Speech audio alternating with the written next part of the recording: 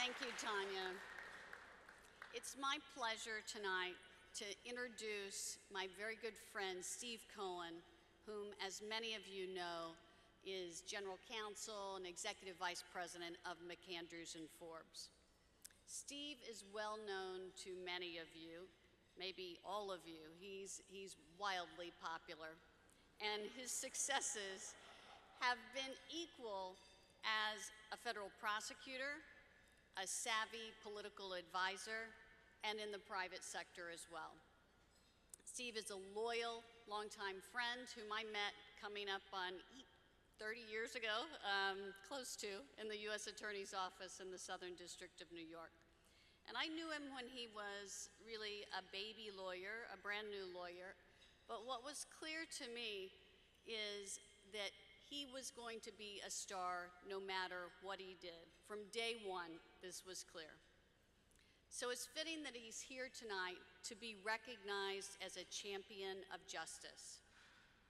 Now, Steve received his undergraduate degree from NYU, and after that, he attended Penn Law School. He had prestigious federal clerkships in the district court in the District of Columbia and also in the Second Circuit.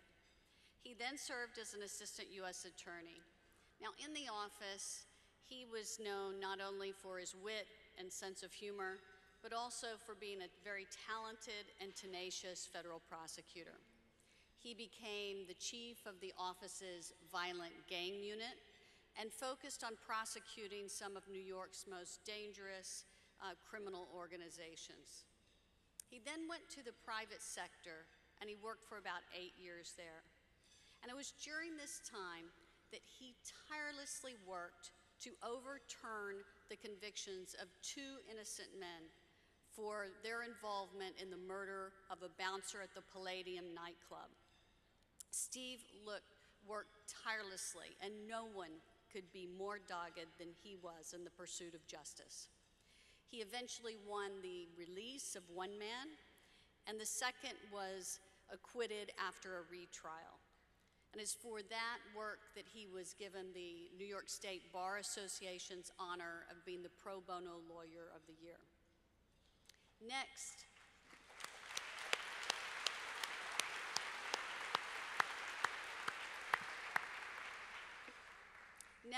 Steve served as Andrew Cuomo's senior advisor, first in the Office of the Attorney General and later in the Governor's Office. Now, one of his many accomplishments while working for Governor Cuomo was his spearheading an effort to legalize same-sex marriage.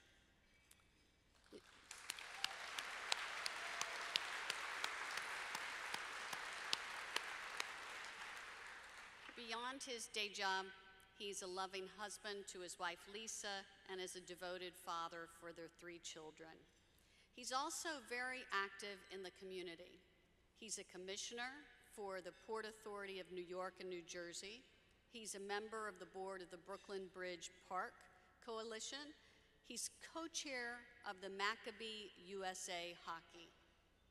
Now, many of you may not know about just how passionate he is about hockey. He's been playing it since he was 6 years old. Now, Sam and I are neighbors of Steve and Lisa's in Brooklyn Heights, and we often run into Steve racing to go to his hockey practices.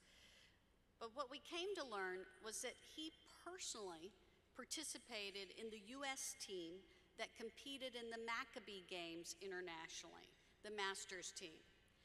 And in 2013, that team came along with a gold medal at the Games.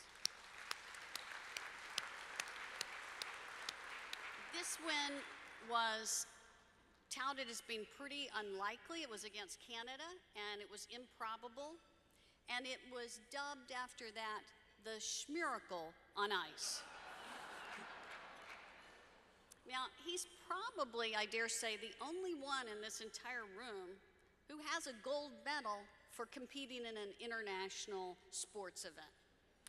But this affinity for contact sports is not limited just to hockey. It, in fact, has carried over to his professional life.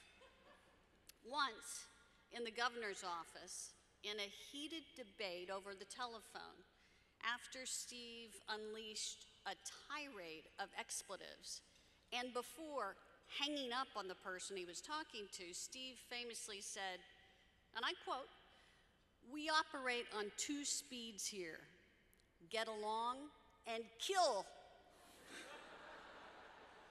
So you don't want to be on the wrong side of Steve, I assure you, whether it's in the ice rink or the courtroom. But seriously, everyone here at Vera is as inspired and as I am by Steve, your passion, your amazing work for justice. We are so incredibly grateful that you have agreed to accept the award this evening. And so I ask that everyone please join me in giving a round of applause for our honoree, Steve Cohen.